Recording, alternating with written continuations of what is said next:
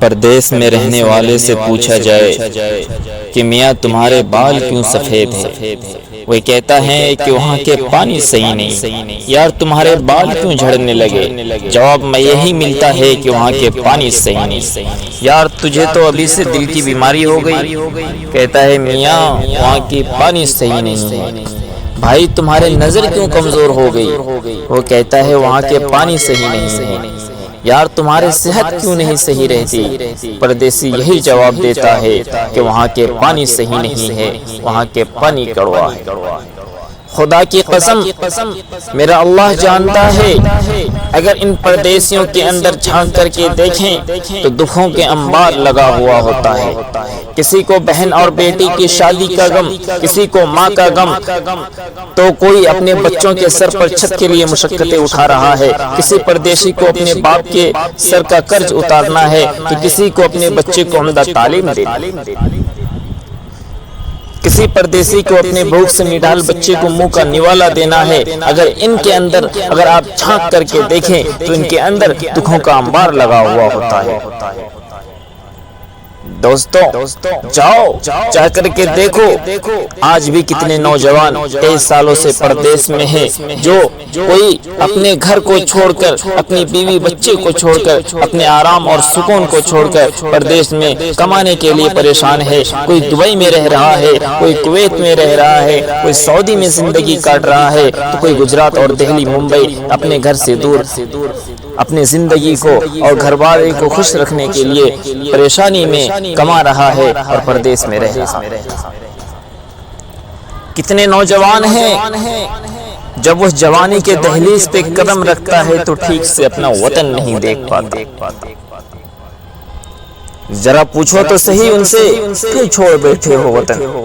ہم تو پرندوں کو بھی دیکھتے ہیں، وہ گھونسلے میں رہتے ہیں، ان کو بھی پرندوں کو بھی اپنے گھونسلے پیارے ہوتا ہے، جانوروں کو بھی گھر پیارا ہوتا ہے۔ ہم جانتے ہیں، بچپن میں میں نے دیکھا ہے چڑیا بھی اپنے گھونسلے سے اڑتا ہے تو شام کو واپس آ جاتا ہے۔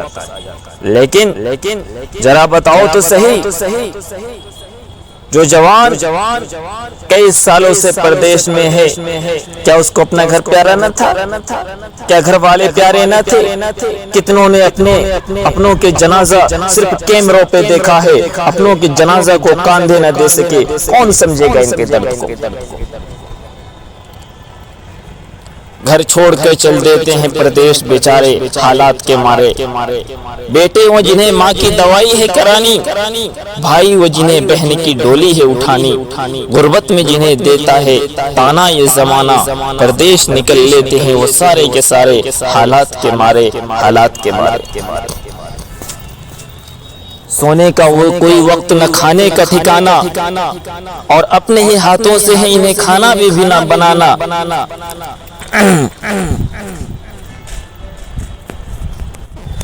پر فکر ہے ہر حال میں پیسے ہے بچانا۔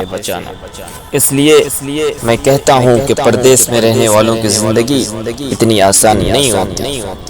اس لیے پردیسیوں کی قدر کیجیے۔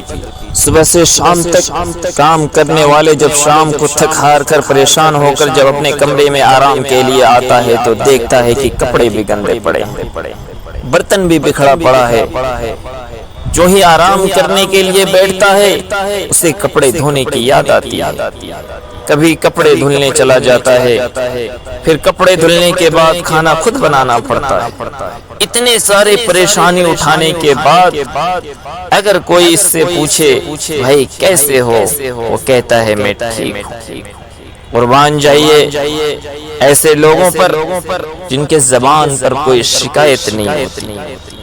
اس لیے میں گھر والوں سے کہنا چاہتا ہوں کہ اگر آپ کا بیٹا یا آپ کا بھائی یا آپ کا شوہر ذرا غصہ کرتا ہے یا نخرے دکھاتا ہے تو اسے اللہ کے واسطے برداشت کیجیے، کیونکہ پردیسیوں کی زندگی اتنی آسان نہیں ہوتی۔ جو گھر پر تکیا کے بنا سونے سے کتراتے تھے، ذرا آ کر تو دیکھیے اب وہ پردیس میں کہیں بھی سو جاتے۔ کھانے میں 100 نخرے کرنے والے ذرا آ کر تو دیکھیے پردیس میں اب وہ کچھ بھی کھا لیتے ہیں، اپنے روم میں کسی کو نہیں آنے دینے والے ذرا آ کر تو دیکھیے پردیس میں اب ایک ہی روم میں ایک ہی بستر پر کئی لوگ سو جاتے ہیں، گھر کو یاد کرتے ہیں لیکن پوچھو کیسے ہو تو کہتے ہیں ٹھیک ہوں، 100 خواہشیں رکھنے والے کہتے ہیں اب مجھے کچھ نہیں چاہیے۔ پیسے کمانے کی ضرورت میں گھر والوں کو خوش دیکھنے کے چکر میں وہ گھر سے اجنبی ہو جاتے ہیں، بنا بنایا کھانے والے اب وہ کھانا خود بناتے ہیں، ماں بیٹی بہن بیوی کا بنایا ہوا کھانا وہ کہاں کھا پاتے ہیں، کبھی تھکے ہارے ہوتے ہیں تو ویسے ہی سو جاتے ہیں۔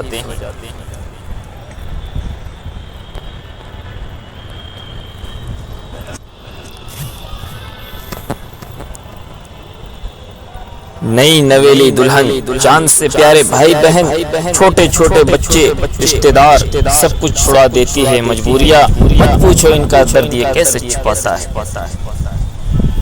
اور پھر جب تک ہار کے سوچتا ہے کہ گھر والوں سے بات کر کے دل کو تسلی کر لوں، دل کو سکون حاصل کر لوں، جب یہ سوچ کر ایک پردیسی جب گھر فون لگاتا ہے تو بیوی کے اپنے نخرے صحیح طریقے سے بات نہیں کرتی، بیوی ساس کی شکایت، ساس بہو کی شکایت، بھابی نند کی شکایت، سب ایک دوسرے کے شکایت سے کان بھر دیتے ہیں، اور وقت پر پیسے نہ بھیجو، 1-2 دن تاخیر ہو جائے پیسے بھیجنے میں تو گھر والے کے تانے الگ سننے پڑتے ہیں۔ اللہ اکبر۔ وہ سوچتا ہے کہ سارے دن کام کرنے کے بعد، مالک اور ٹھیکیداروں کے ڈانٹ سننے کے بعد، گھر والوں سے بات کر کے دل کو سکون حاصل کر لیں،